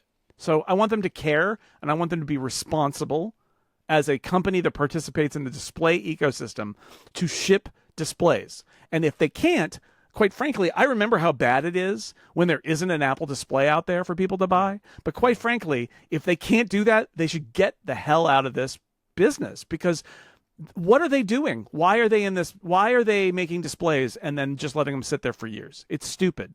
It's bad business. It's bad strategy. Get out. Because get in or get out. Make more money if you made more displays. If you refresh the displays, people will buy new displays. How many people would buy a new one to replace their Studio Display or their Pro Display XDR if you made another one that would still be overpriced compared to the competition, et cetera, but people would still buy it because it's nice and it's Apple. And yet it sits there. Yes, there is an opportunity cost going on there. But I hate that they, like, let's be clear that when the Studio Display shipped, it's basically using the display from the maybe second generation 5K iMac. It's ancient. It's like 9-year-old tech now. Yeah. It needs to be updated. Yep. Okay. And while I'm yelling, I'm going to say, related to that, on the display front, there's that rumor that they might do a larger iMac, whether it's an iMac Pro or whatever. And of course, the iMac is sitting out there. Yep. When the 5K iMac came out 11 years ago, they took away target display mode because they really kind of couldn't implement it. It was hacked together to do 5K on an internal display, and they were not at the point where they were willing to do something like that. But the time has moved on, and Thunderbolt exists, and you can. I'm driving a 5K display right now via a Thunderbolt cable. Right, it's the studio display. Yeah. They gotta bring back that feature, because computers with embedded displays, or embedded displays with computers, I guess. The computer doesn't last as long as the display. That's the bottom line. Yeah. I have an iMac Pro behind me. That display is perfectly good. You see YouTubers who gut these things and put in these weird third-party controller boards so they can still use their Retina iMac as an external display. It makes a perfectly good studio display, right? Also, the studio display is run by Apple Silicon. It is running a version of iOS inside of it. There is no technical reason. I'm sorry, there's no technical reason why you couldn't make a version of that essentially that runs on whatever the existing software is on an iMac, that you can just put it in that mode and it becomes a studio display at whatever range. And the reason I say this, and I know a lot of people will say, well, yeah, but this way they can sell more whatevers. It's like, okay, but I'll say the other part of this, which is Apple claims to be a company that cares about the environment. And bottom line, if you're a company that claims to care about the environment and e-waste, et cetera, making a disposable display that could long outlive the computer that's in it, but refusing to make it work that way, completely invalidates your claim that you care about the environment and about e-waste. Because you should be able to take an iMac, a 24-inch iMac, and your customer should be able to buy a Mac Mini and attach it to it in display mode and use it as a studio display, instead of buying a whole other iMac and taking that iMac to the recycler. Yeah. And so, I'm getting this whole category is Apple at its worst, basically. Like, Apple at its best is in categories it cares about, but when I said they should do this, do it right or get out, what I really mean is, if you can't live up to your standards in a category, don't do it, right? And abandoning, like, it just makes me so mad. Abandoning target display mode. Target display mode was really weird, and for a lot of reasons, but like, once you've got Apple Silicon inside your displays, I refuse to believe that you couldn't put an Apple Silicon computer in a mode where it just emulated a studio display and sat there. And if there's some engineering you would need to do to make it happen, what I'm saying is, do the engineering to make it happen, or because otherwise I don't believe you. Every iMac, Apple Silicon iMac that's been sold is basically an affront to Apple's environmental policies, because they're disposable computers at a time when they should be better than that. Yep. I absolutely agree. And about the, like, if you're going to be in a market, do it. I absolutely agree with that. Like, you've proven in the past that you're willing to let it go, and then you're like, oh, I want to come back to it. And I think there's another product we're going to talk about later on, which is the same thing. Either be in it or don't be in it. When you leave your foot like half in it, you're not helping yourself and you're not helping your customers. Right. Because a lot of your happiest customers, people who are going to buy the Mac Studio, right? They want an Apple display to hook it up to. They do. If you're not going to give them one, stop pretending, so then they can look at other options. Yeah. Right? Yeah. And because also, you're not helping them out if you're not going to commit to it. Now, I believe that they will, but the studio display has lived for too long. Way too long. Way too long. And the other problem is Apple is a giant, and Apple's presence in a market kills off competition because nobody wants to compete with them. Yep. And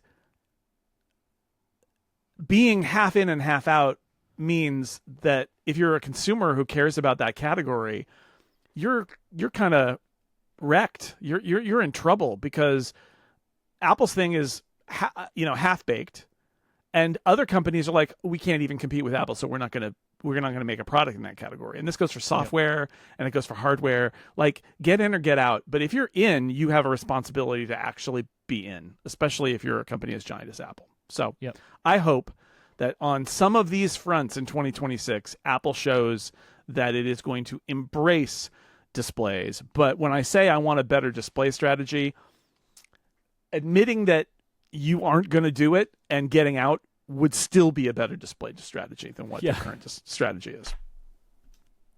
This episode is brought to you by Squarespace, the all-in-one website platform that is designed to help you stand out and succeed online.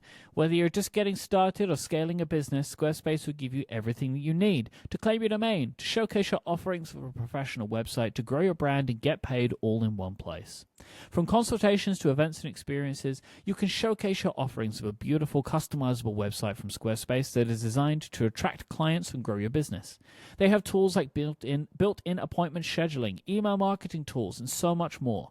This will help you keep everything cohesive with on-brand invoices and get paid easily with online payments. You can also upload content, like say video. You can have a video library, showcase your content on beautiful web pages. You can even sell access to this library by adding a paywall to your content. You can do this to anything on Squarespace, which would be great for creating online courses, exclusive tutorials, and premium workshops. These are just some of the ways in which Squarespace give you all of the tools that you could wish for with a really customizable system that lets you create really beautiful, really professional-looking websites with no coding experience required. You can just go in and you can just choose how you want it to look by choosing from one of the templates and customizing it to your heart's content. Go and check it out for yourself, though. Don't just take my word for it. Go to squarespace.com/upgrade. You can sign up for a free trial and build your website. Then when you're ready to launch it to the world, use the offer code UPGRADE and you will save 10% off your first purchase of a website or domain. That is squarespace.com/upgrade, the code UPGRADE to get 10% off your first purchase and show your support for the show. Our thanks to Squarespace for their continued support of Relay into this new year and of the Upgrade podcast as well. Let's continue. Okay. Please, Apple, please give me a home device with a screen. Hey. I tell you what I want. I want a good-looking photo frame that pulls my images from Apple Photos that I can operate HomeKit things from and get good answers to questions. Is that too much to ask? I don't think it is. Yeah. Set up a visual timer or something like. I mean, yes. This is one of those categories. It's fun. I like talking about this category because there are a lot of categories where I think the implication here is we're in the Apple ecosystem, and so we want Apple to do something because we're in the Apple ecosystem and we would prefer it. Yes. And that people could say, well, they make this and they make that. And our answer is, oh, yes, I know they make that, but it's not in the Apple ecosystem. As somebody who has used the other products in this category, I can say it's not just because we're in the Apple ecosystem. It's because all the other products in this category are terrible. Terrible. Terrible. I have had Echo Shows. I have a Google Home. They're not good for lots of different reasons. And so for Apple to do something where I can have that, because I about the only thing the Google Home gets used for anymore is that it's cycling through a photo library I created in Google Photos for it. And I see those and they're still nice. Although I don't update them because I would have to remember where that photo library lives. But so yes, I would like a nice screen to show things from my photo library or other widgets and to maybe display visually what my timers are and let me control home things. And I mean, like, I think we're not asking for a lot. No, it's here. Like I want something from Apple in this category because I've already done all the work, right? Like I've used products from other companies, and the problem is I have to do the work, right? So like I had an Echo product for a while, but then as I changed my home automation system and did the work that I needed on my iPhone, I then needed to do it on the Amazon system as well. And it's like, oh, I have a new light. We're now going to add it in 3 places. It's just like I don't want to do this. I mean, it's true. It's true. I think both of these things are true. That it would be nice if you're in the Apple ecosystem to just be able to be in the Apple ecosystem. It would also be really nice to have a product that's decent in this category because what the other guys have is not great.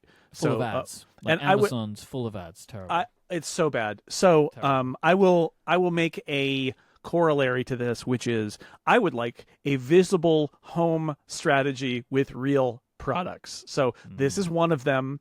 But are they doing a doorbell? Are they doing cameras? Let's get it going. And again, to come back to my previous point, if you're going to do this, if you're going to have a smart home strategy, you're one of the key vendors in the tech space. You have let your home strategy just sort of sit there Dan Morin and I have been writing articles about how Apple needs to embrace home tech and build more home products for like a decade now. And they just sat there. And it's only, I think, because the wearables, home, and accessories category has stalled out that there's finally been some corporate movement to actually try to get in here. And yet it still hasn't happened. So I guess what I'm saying is let's get it going. Let's go, as my kids would say, because I like get in or get out. If you're going to do this, if you care about the home, get in there. Do something resembling anything. Yeah. Thank you. Yeah, absolutely. And if you're going to do it, similar to the displays thing, actually do it. Oh, don't. Mm-hmm. Right? Like, we've got cameras now. One camera. It's 2K. One camera gets updated for not updated for 5 years. Come on. Yeah, I mean, even honestly, I think there's a cultural problem at Apple because the HomePods are a great example of this. I know the HomePods don't sell incredibly well, but like, if you're going to have them, you got to update them. You got to put some effort into them. And I think what happens is they're like, let's do it, and they do it, and then they look at the numbers and they're like, oh, they didn't sell that well. They did okay. We just won't update them for a long time. It's like, no.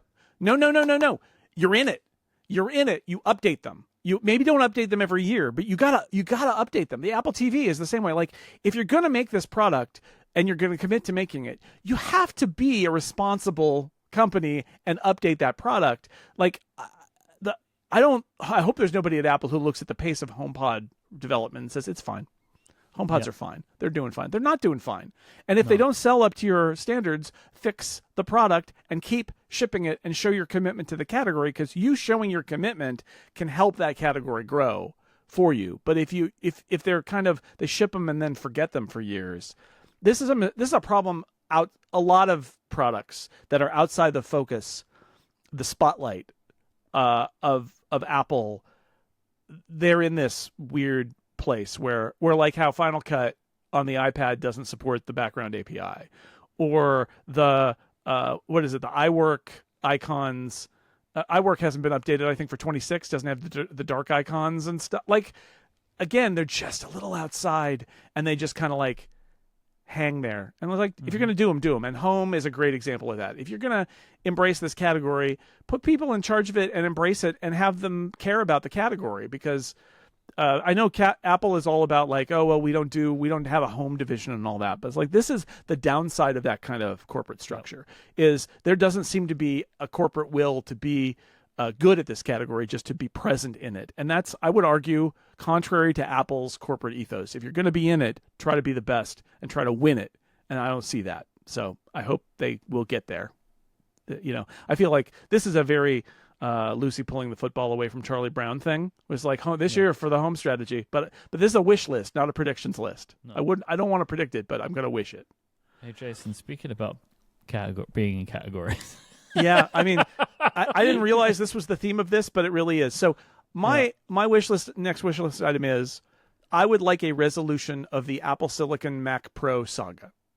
It feels to me like the Mac Pro is dead, but it's still available for sale as an M2 released 3 years ago, talking about old products that have been sitting around. Now, I would argue that the Mac Pro doesn't make sense in the Apple Silicon era, that the way Apple Silicon is engineered with GPUs that are integrated and shared memory, that the idea that you would have this big expansion case to do things like load it up with RAM and all of that has kind of fallen by the wayside. And when I ask people what the Mac Pro case is for, because it's really just about the case now, they say, well, expansion. I say, what expansion? They're like, well, you could put some hard drives in it. Like, you could put hard drives attached to a Mac Studio. Well, you can put a card in it. Well, most cards don't work with it, because most cards are graphics cards. So it's like other cards that you can put in. It's like, well, okay, at that point, there should just be a box, and they do make breakout boxes that use Thunderbolt, and then you can put the card in there. But that's almost nobody at that point who's doing that. Or like, oh, it needs to be rack mountable. Well, make a Mac Studio rack mount adapter. They already have them.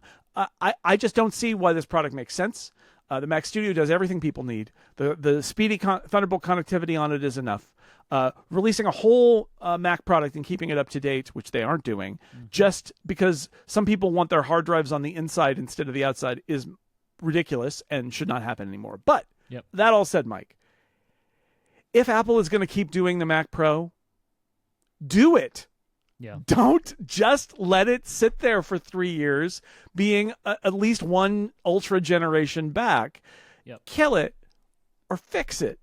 Tell us what you think the Mac Pro is for, because the last time they updated this, they released it simultaneously with the Mac Studio, which had the same specs, and they did a very poor job of explaining why the Mac Pro existed when the Mac Studio was right there. They tried, they didn't do a good job, and I would argue that's because they did the best they could. There's no expectation. So either give me I'm open to this, give me a strategy for the Mac Pro that makes sense. Tell us, oh, you know what? We're actually doing a new chip for the Mac Pro, and it's going to be different, and it's going to embrace the high end in a way that the Mac Studio can't, and that's why the Mac Pro exists. Great. Give me a reason for the Mac Pro to exist. And if you can't, kill it. That's it. I think listeners of the show know how I feel about the Mac Pro at this point. Like, I just don't think it needs to exist anymore. I don't think we're in that world anymore. I think that the Mac Studio is a fantastic computer, and so are the MacBook Pro, right? Like your headline, a Mac Pro in your backpack, right? I think that was the title, the first one for the MacBook Pro review. Yeah, and it's like the needs have shrunk so much for that computer, and also so many of the needs are handled by Thunderbolt. So why are we still doing this? We have this computer costs so much money. What are we doing? And yeah, I think it's time to get rid of it. Now, I don't necessarily think we should put Pro chips in iMacs as like something else that we should do, but we'll see, I guess. Speaking of Pro Macs, I would like an amazing MacBook Pro update that is light enough that I'm willing to swap out my Air, because I would love a touchscreen MacBook Pro. That's maybe something we're going to get this year. And I think I love my MacBook Air. I have an M2 MacBook Air. It's my favorite computer I've ever owned. It is unbelievable. It's getting a bit long in the tooth now. I'm having some RAM issues. I have 24 gigs of RAM in it. I have as much RAM as I could have put in it when I bought it. And it's been struggling.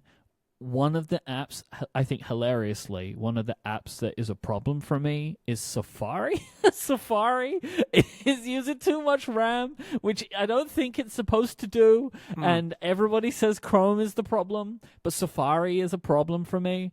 I'm just having some RAM constraints, and I think a computer with a bit more power would I could use it for much longer, because I absolutely do not want to replace this laptop, but I think I could only get like another year out of it. Like, it is at the point where like command tabbing apps is visibly lagging.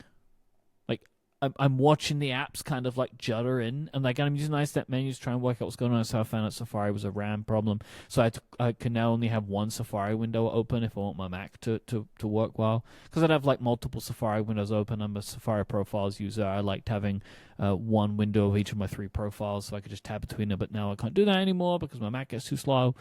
But I would only want to move to a MacBook Pro if it was a bit lighter than the current MacBook Pro is, because I love how thin and light my MacBook Air is. And the reason I am at least hopeful I might get this is one of the rumors suggested that the MacBook Pro may also get a little thinner and lighter as part of a big redesign. Now, that would be amazing. People freak out because they're like, no. The MacBook Air is for thinner and lighter. The MacBook Pro should not be thinner and lighter. And what I would say to that is, over time, everything gets thinner and lighter. Yeah. Because technology advances. Also, the way Apple designs their hardware is they're designing around the thermal envelope that's required for their chip roadmap for the next few years, right? That's the thing that they got caught out on with the trash can MacBook Mac Pro. They're mindful of that. So chips are getting more efficient. Chip cooling methods are getting better. So you can get a thinner and lighter MacBook Pro, and what we're talking about here is also like the enclosure, because it's a new enclosure with the M6 presumably. If they're thinking about what chips they're going to put in that over the next few years, and again, a thinner and lighter MacBook Pro is good. It just can't be so thin and so light that it's not Pro anymore, right? Yep. That's the line they have to walk, but they can make it. Like, today's MacBook Pro is more like the MacBook Air than a PowerBook was back in the day, right? Like it is thinner and lighter. It obviously got thinner and lighter.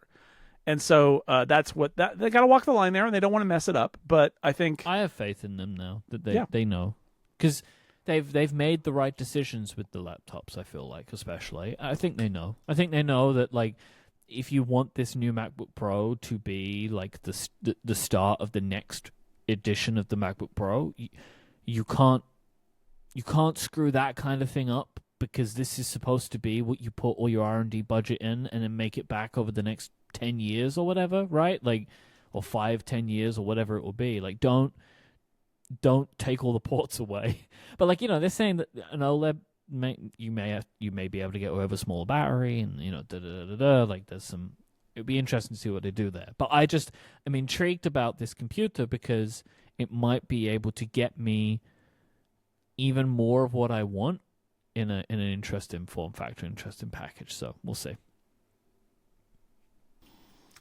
Okay, I'm going to keep rolling with the laptops and say I want to see this year the cheapest Mac laptop of all time. Yep. I am a believer that they're going to do an A-chip version of a laptop, of a MacBook, that's going to be below the MacBook Air on the price list. The MacBook Air is $999. Now, it is sold as low as $749 in some configurations, in some places on sale.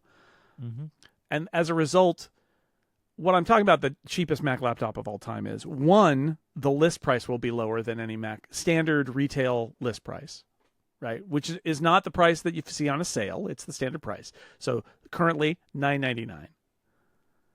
And then it will be discounted from there, just as the MacBook Air is discounted from there. And the things that it will be discounted on will also be the cheapest Mac laptop ever. Now, what about the Walmart MacBook Air? Well, it's kind of an old laptop being sold in a weird channel, so maybe or maybe not it will be the same price as that. But what I'm saying is there's going to be a street price that's going to be the lowest that a current Mac laptop has ever been. We've done the math. You can make an A-series chip that in single processor performance is faster than the M1, and that in all the other cases is basically the same as an M1. And Apple Silicon makes it possible for Apple to reach this price point with a product that still has Apple product quality, and that means that they can reach an audience for whom Apple products seemed like bad buys because they're too expensive, and still have it be a good product, not a cheap plastic. The competition in this area is kind of lousy PC laptops and Chromebooks, and Apple being present there will reach people who I believe don't otherwise buy Apple laptops. So I think it's a really great way for Apple to, Apple doesn't compete at lower end product levels because they think it's contrary to their, what do they call it, the quality bar? Contrary to their brand, but Apple Silicon makes it not contrary to their brand to be down there. And the M1 MacBook Air proves that. So, Apple's quality will shine through at that price point, even if all of us who are tech nerds turn our noses up at that product because it's going to be slow and limited and probably not, configurable in any way, because if you want to do that, you should just get a MacBook Air. But I want to see it. I want to believe it. I would love to see Apple make a much more affordable laptop. So what is the Walmart MacBook Air at right now? I'm trying to look. $549 maybe? It says options from $409. I don't know what that means. Oh, wow. Look at that. Oh, I think that might be like a refurb one. Yeah, that's a restored. Yeah. $599 I think it is right now. The new one is $599, and then they're offering restored for like $400. Yep. So what do you think it's going to cost? If the M1 is $599, look, the Air is $999. So I think a list of $699 and then discounted. Because that's $300 less than the base Air, right? $300 less. So it might even be $799, but I like the idea of it being $699. Do you think that $699 fulfills what you're looking for, though? Like the ability of, like, here's people coming in, they think Macs are too expensive. No, but if they discount it like they've been discounting the $999 Air, then it's not $699, right? It's $459 or $4.99 or something, at which point it is the right price. I just don't know if they will. The question is, like, what game do they want to play? If they're selling this on Apple.com, they'll probably sell it for $7.99, just like they sell the MacBook Air on Apple.com for $9.99. But then if you know where to go, and you go to Walmart or Amazon or whatever, and you can get a deal, and it's on sale, or Best Buy or wherever you get these things when they pop up on sale, and it'll be much more affordable there. So it's more affordable by $300 than any other laptop on Apple.com, and at Costco or Walmart or wherever, it'll be discounted from that. If it's always $699, then it is kind of a disappointment because they're currently selling a new MacBook Air for $749 in some places at some times. But I don't think that's what we're talking about here. We're talking about it being $300 less than the MacBook Air, including maybe $250 less than it is at its list price of $699, right? So that's to be down there at $449, $499 as a commonly viewed price. I think the cheapest Mac ever was the original Mac Mini at $499. That was a list price, but that was also the price. I would love to see it be $499. Gosh, wouldn't that be amazing? I just don't know. I genuinely don't know if that's even possible. I think that I think their partners in this space, their retail partners, want to put it on sale. So you set the price at $699, and then you let them put it on sale at $599 or $549. It also lets them test the prices, right? You put it at $699 on Apple.com. Walmart can say, okay, the sales really go up at $549, and Apple's like, great, let's do that. And they're like, well, we're going to trial it at $499. It's like, great, let's see what happens. Like, it allows lots of experimentation among the retailers to find out what people want to pay for that product, because again, the MacBook Air is $999, but you do not need to get it for $999 if you find a deal at a retailer for a new version of it. Like, they're for sale for a lot less than that, and they're on sale. And so you got to think of it that way, I think. Zoe also mentions the education discount, which would be a big thing. Of course, which is $100 down, right? It's the $999 Air is $899 for education. So a $699 would be $599 for education. But if you're thinking about, like, this is your first Mac kind of thing, you're going to school, like $599 brand new from Apple like, woo, sure, that's a good price. That is a really good price. But imagine if it was $499.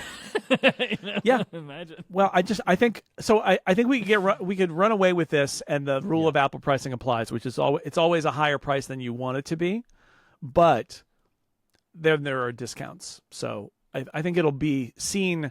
I think it'll come out for a disappointing price of something like $699, but then the discount prices will be bizarre and fascinating. We'll see. This episode is brought to you by Factor. You might be thinking about keeping health top of your mind as we head into this new year, but you might not have the time for cooking. Factor makes it easy with fully prepared meals designed by dietitians and crafted by chefs so you can eat well without the shopping or the cooking. With Factor, you can expect quality functional ingredients, including lean proteins, colorful veggies, whole food ingredients, and healthy fats, with no refined sugars, artificial sweeteners, or refined seed oils. So you can consistently enjoy meals that fit your goals and schedule, whether your focus is in healthier eating, calorie management, or more protein. There's also a whole lot of variety, so you're never going to get bored. Factor offer 100 rotating weekly meals. Their options include high-protein, calorie-smart, Mediterranean diets, GLP-1 support, and ready-to-eat salads. Plus, the new Muscle Pro collection supports strength and recovery. Factor meals are always fresh, never frozen, and ready in about 2 minutes. It's no prep, no stress. Is that right, Jason Snell? Is it no prep, no stress? Yeah, super easy. We got a recent delivery, and we were doing a bunch of meal planning for the holidays, and it was really hard we're like, oh no, what are we going to do for lunch? And what do we have? And we've been prepping this big thing for later, but we don't have anything for now. And easy for Lauren to pop one of these in her bag and take it to work, or for me to kind of wander out from the garage here and find one in the fridge, a couple of minutes.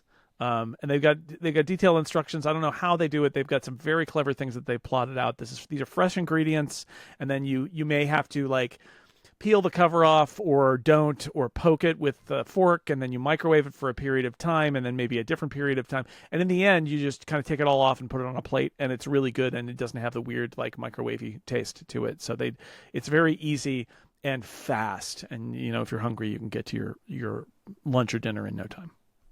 Head to factormeals.com/upgrade50off and use the code upgrade50off to get 50% off your first Factor box plus free breakfast for a year. The offer is only valid for new Factor customers with the code and qualifying auto-renewing subscription purchase. Make healthier eating easy with Factor. Go to factormeals.com/upgrade50off and the code upgrade50off. Our thanks to Factor for their support of this show and Relay. So I also want Apple to do more with health. This is something I spoke about in the Upgradies. It's one of the reasons I love the Athletic app. I want them to take the data that I have in the health app and just show me things that I should be focused on, and also let me talk to the health app and ask it questions. You have all this information. Surely you have the knowledge and the skills to build a pretty decent foundational model with this stuff. Let me talk to the health app and say, what should I be focusing on? What does this mean? Right? Like you show me trends. You're like, oh, look at this. It's trending. I'm like, wait, is that good? Like, I don't know.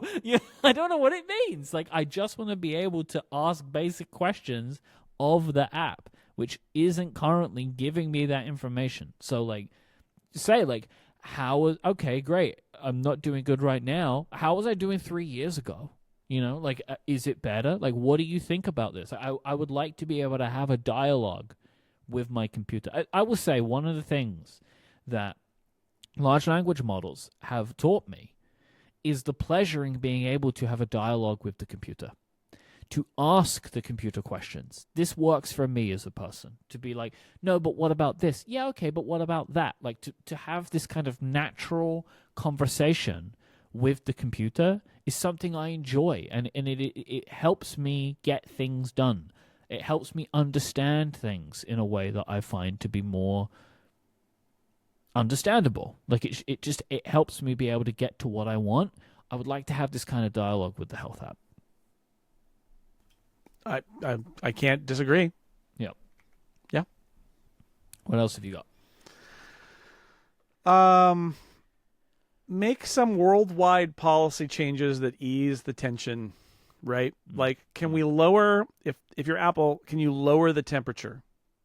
This is a thing that we've talked about a lot. Lower the temperature by making some worldwide policy changes that make it less likely and make other regions and governments less interested in regulating you. Yep. And this is us saying Apple needs to be strategic about being proactive, about understanding the general. We now have a really good idea of generally what regulators want in terms of modifying Apple's behavior. So why don't you roll out, instead of being angry and rolling out specific policies in specific countries, why don't you roll out some worldwide policy changes? They've done this with a couple little things, but like roll out worldwide policy changes that just take the edge off this whole situation and ease tension. Change the rules everywhere for external purchases and what percentage you take and linking. And if there's some categories, some companies or countries where you can't do that, some regions where you can't do that, so be it. But like everywhere else, you're like, these are the new rules. Ideally, they'd be similar to rules that already exist in some countries. But like make new rules that diffuse some of this. And if some of this has already happened, do more of it everywhere, not just region by region. I would like to suggest, as I mentioned earlier, one way you could release a lot of pressure in a few ways is, and I'm going to do my Mac as the model thing here, allow notarized individual apps, not alternative app stores, worldwide, using the Mac model. And the reason I know this is hard, but first off, you don't want to say, I want everybody in the world to set up their own app store.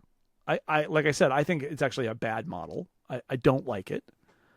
do what the Mac does. I mean, you can have an app store. You can sideload an alternative app store. That happens on the Mac. That's fine. But just let that happen. Not just because that will, I think, release a lot of the tension of freedom and the App Store forces me to do this and all that, but also because it eliminates the tension, or at least reduces the tension of things like a government coming to you and saying, I don't like this app. Why don't you get rid of it? Now, they could still say, we don't like this app, and they're a registered developer. They're you notarized it. Stop that. Yeah. But it's a lot easier to say, well, legally, you need to go to them, not us. They are following our guidelines, et cetera, et cetera. They could still be forced to do it, but it moves that to a different place than right now, which is if there's only an app store in the U.S., let's say, and the U.S. government says, take that app off the app store. And they say, okay, we'll do it. That app is gone and can never, ever, ever come back. Now, I would like it if you could jump through a few security hoops and install anything, as you can on the Mac. Because then Apple can really say, look, we can put up barriers here, but if somebody wants to install software on their iPhone, that's their decision, not ours. I think that's incredibly beneficial to Apple as well as users. And most users don't do this. Very few users are installing side-loaded apps without notarization on the Mac. It's not happening. I have a couple. The hoops you have to jump through are much worse than it ever used to be, but you can do it. And I think it would be better for Apple. I think Apple needs to not be the only, what is that terrible saying? The only throat to choke? Well, they get choked now. Yeah, people say that. People say that in a positive way, which is like, yeah, you're that in a positive way. It's like I just want one throat to. This is a business term. Yeah, I want one throat to choke on this, which is basically like I want one person to be responsible. It's like no choking, please. Are you Darth Vader? They're surely different. Surely there is a better metaphor than that. Anyway, this is if Darth Vader comes to you and says, I find your lack of App Store control disturbing, you need to be able to say, they're not in the App Store. There's nothing we can do about it. So I think some changes there that are proactive worldwide that are like, look, you could do this and we'll let you and we don't care, might actually lower the temperature in a bunch of different places. Yeah, I just want it. I want to stop the piecemeal approach that we're having that we already mentioned at the top of the show, right? Because this is going to keep happening. Why don't we just deal with it? Just make it the worldwide policy, because it's making everyone's lives harder doing this. So much development time inside of Apple has been lost to this, right? And continues to be lost to this. What are the things that we as users are not getting because iOS development is having to implement alternative app marketplaces, right? Like, and have to keep tweaking because they're trying their best to get just within the rules, right? So like instead of just opening it up or making it like obvious and clear and simple, they're like, but what if we do, what about, no, just it's making everyone's lives harder, more complicated. It's going to keep doing it. They're going to keep like having to shut off and shut down different countries and doing all kinds of nonsense, and then you're going to end up with these scenarios like you do in the EU where it's like, yeah, but we can't offer that feature now. We don't want to offer this feature now because we want to make people feel bad and like da. And now here we are. I just don't want to be. I just don't want it, right? Like I just don't want this anymore. It's one of the things that I hope a new CEO would change. Like my hope would be a new CEO is like, I don't want to deal with this. Like this is not what I want to do. I do not want the company to be here. I don't want to go to court over this. Like, let's just change. I don't know what the result is of it. Like, if somebody would tell me, right, they will lose $20 billion a year if they do this, all right. Like, I understand why you're doing it, but I just don't think that's going to be the case. Like, I just don't think that's the case. Like, I think that they are holding on so tight to something that isn't as big a problem as they think it might be. But maybe they know better than me. I don't know. But yes, I just don't want to keep doing this anymore, right? Like, I want it to be simpler, and I want it to be fairer. It's not fair, in my opinion. It's just not fair. The way that the App Store works, I've been saying this for years, it's not fair to developers. Apple takes way too much, and they give too little in return. My last thing, Jason, is I want some action in wearables. So, got two things here. Some kind of smart glasses product, really just focused at least around cameras and audio, and that's got, in my opinion, that has to happen in 2026, because my word, they're going to be behind if they can't start getting this stuff together, if they care about it, and I think they do care about it. And an Apple Watch redesign. I want the Apple Watch to look different. I think that the Apple Watch is not good looking. It's a good looking smartwatch. It's not a good looking watch. I want a round one, but I don't think I'm ever going to get it. But I would like something visually different in the Apple Watch lineup. I thought it was really cool when they made it much thinner. That was nice. But it's still got the same silhouette. And I would like that silhouette to change. I mean, the Apple Watch is now over 10 years old, and it has essentially had the same design language that entire time. Like, if you look at a Series 1 and a Series 11 next to each other, it's like, yeah, that's essentially the same Pretty thing. much the same. Yep. Like, thinner, it's gotten smaller, a little bit bigger and thinner, but like that's the same thing. And I don't know if that is what we should still be doing at this point. I feel like we could do something.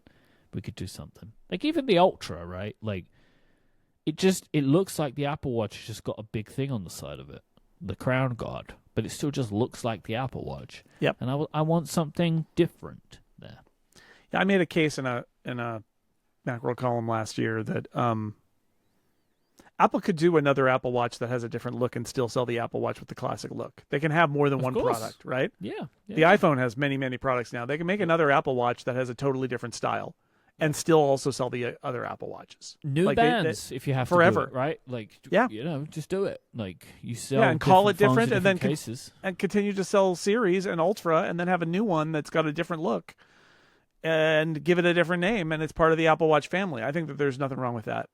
And then on the wearables, or the smart glasses, like, yes, this is the thing last year where I said, if I were at Apple, I would just say, we got to ship something like the Meta Ray-Bans by the end of the year.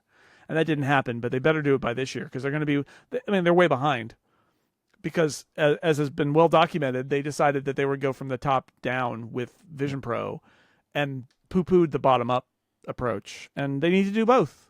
And I don't think it's really getting a lot of attention, because I don't know how good a product it is, really. But Meta is currently shipping to customers a product that has a display in it. Yeah. The glasses have a display in them. Yeah. And it's very limited, right? Like, it's very limited to Meta services, and that's fine. Like, whatever. Like, they're not walking around saying it's the best thing ever, I don't think. But they are already shipping a product that has a projected display inside of it. Yeah. Yeah, so Apple just needs to get on the train and start doing this. They have all the pieces. They just need to put them together in a compelling way. And I will just say, every time I see an ad for a Meta product, and they're like, "It's so cool, I can say things to my glasses," and I say, "Hey Meta, this thing," and I think, "Wow, I dislike that company," because I hear the phrase "Hey Meta," and I'm just like, no, I never want to talk to that company. I never want them to hear me. I never want to use that product at all. And I know I've got a Quest that I will use, but I'm still never, I'm not happy about it. Like, and that's the danger, is like, they make a product so compelling that you're willing to forego your feelings about how they treat your information and society and everything else, because, oh, well, this is what I have to do this cool thing. Like, and that the frustrating thing really is that Apple has all the pieces for this. They just didn't think it was a thing. And now, by all accounts, which is wild, they because do think it's the Vision Pro was clearly the beginning to try and get to AR glasses, but why did they not want to go from the bottom? They just only want to go from the top? I mean, I would love to hear somebody inside tell me that, but my guess is AirPods exist, and they thought, well, AirPods are good enough, and and do we want glasses that are not as good as, people are much less likely to be forced to wear glasses than they are to just pop in earbuds, these AirPods, and that gets you most of it, and you've got a camera in your pocket with your iPhone, and do you need a camera on your glasses? And I get it. But at the same, so I think that was what it was. There was we've already got products that are in this category that do these things. Why would anybody want this thing? And they poo-pooed it. And then it turns out some people are like, actually, it's kind of cool to have this. So they should have been experimenting with that. And my guess is they were experimenting with it, right, internally. And I think that there were some senior people who were like, this category doesn't make sense. And I'll tell you, Meta pushing the category probably fed into that argument, right? It's like, this is just Meta. They suck. They're doing this thing out of desperation. It's no good, whatever. And I think they got a little too prideful, yes, and a little too dismissive, because It's not like they couldn't. It really drives me crazy when I see people talk about this story and they're like, oh, Apple totally missed the boat on this. It's like, well, they missed the boat, but like sometimes I see the analysis that's like Apple is behind. And it's like, honestly, if you look at all the stuff that Apple's doing in this category, technologically, Apple is ahead. They just refuse to ship a product. And that's vision. That's a tactical mistake. Like, the AirPods are so good and so far ahead in so many different ways. And their ability to miniaturize cameras in devices, like, they've got all the pieces. They just chose not to go there. I think out of some weird kind of like, why would we confuse our other products? It's a real innovator's dilemma kind of thing in a way, which is like, the AirPods are so good that this is like adjacent enough to it that we think maybe they're in conflict. And why would we want to do that when we've got this other great thing? So we talk up our great thing so much that we decide to disparage this thing, and it's from a competitor we don't like. So we disparage it further. And so we can't possibly make that product, instead of thinking, why don't we try that? And I'm sure somebody at Apple made this argument and was shot down. And, that was a mistake. Yeah, I could imagine that there was that like institutional thing of like, oh, Meta's making this, no one's going to want this, and they just kind of ignored it and didn't expect that it would become, I don't think anyone expected, including Meta actually expected it would become a popular product, but they ended up finding some interesting things that it could do, and it's become a popular product. And I think now they're moving forward on this because it's actually somewhere where people seem interested in something that they're making in a hardware perspective, which is something that they've not really had before. And so they're moving down that world. But now it's left Apple in a situation where if AR glasses are the thing, Meta is clearly closer. And do they want to be in that position? That there is a world where they could say, yes, they're fine being in that position. But I don't think that they do want to be in that position, right? Because I think Tim has spoken for a long time about AR, and Apple has been putting AR in everything for years, and there has not really been anything to show for it. And the expectation was always because one day we'll be wearing it on our faces. And right now, Meta is actually shipping a product that has some of the stuff built into it. Is it what you want? Is it got everything? No. But you can actually walk around in the streets and get directions from a mapping service that they built, which is like, that is like the thing that you show off of AR, right? Like, you could walk down the street and you could say like, turn left. It's like, wow, look at this. And you can do that today with the Meta View display, or whatever it's called, Meta Ray-Bans display. There's a product that is shipping. Apple doesn't have anything, and it's most likely, based on reports, that if we do get something this year, it's cameras and AirPods, which is nice, but that's still not enough, I think. But so they got to do it this year if they're going to do anything. And I would quite like that. Again, I would like that. I would like my my sunglasses to be Apple glasses rather than Meta glasses. I would prefer that, personally, just because of where everything sits for me and how the choices and decisions that I've made. Yep. I'm not sure I would even want this product, although I do. I mean, I wear sunglasses every time I go outside, right? Yep. And AirPods. I definitely wouldn't want it for my vision glasses, but for sunglasses, I would consider it. Yeah, something like that. Yep. I think that's it. Let's do an Ask Upgrade question to finish out today's show, though, because we're otherwise going to skip it, but I want to do one. Mark asks... Oh, sorry, please. Yeah, one laser. That's it. That's all you get. Great. Mark asks, how long do you leave your Christmas decorations up for? Okay, for me, generally, it's the end of the weekend after New Year's Day. So So yesterday, we moved the tree outside. It will go out to the curb on our trash day.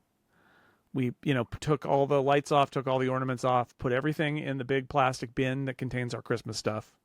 Christmas stuff, Hanukkah stuff, Thanksgiving stuff. It's all in the same box. And that's it.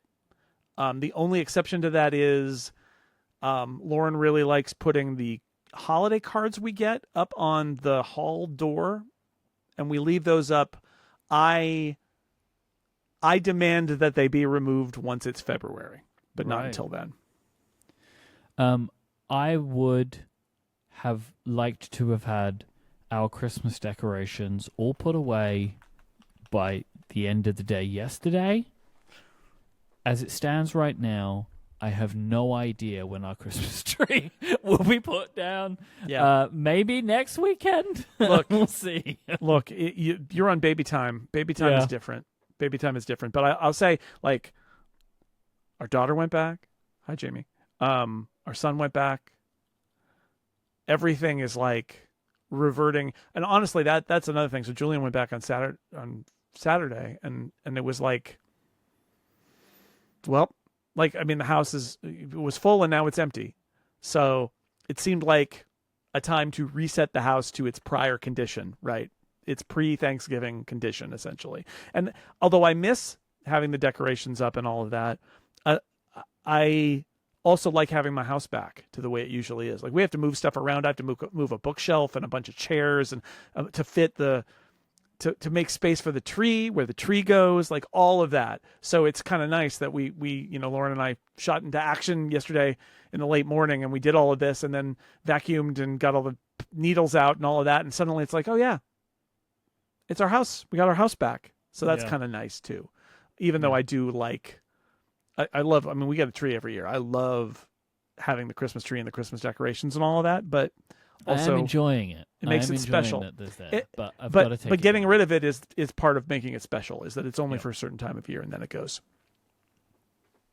If you would like to send in a question for us to answer on a future episode of the show, it's very easy to do that. Please send in your Ask Upgrade questions by going to upgradefeedback.com. This today, again, just too long of an episode to do more Ask Upgrade questions. Thank you to our members who support us with Upgrade Plus. You can go to getupgradeplus.com and you can sign up to become a member. You can find us on YouTube by searching for Upgrade Podcast on YouTube. And I would like to thank our sponsors of this episode. That is Factor, Squarespace, Fitbod, and Sentry. But most of all, thank you for listening. We'll be back next week. Until then, say goodbye, Mr. Snell. Goodbye, Mike Hurley.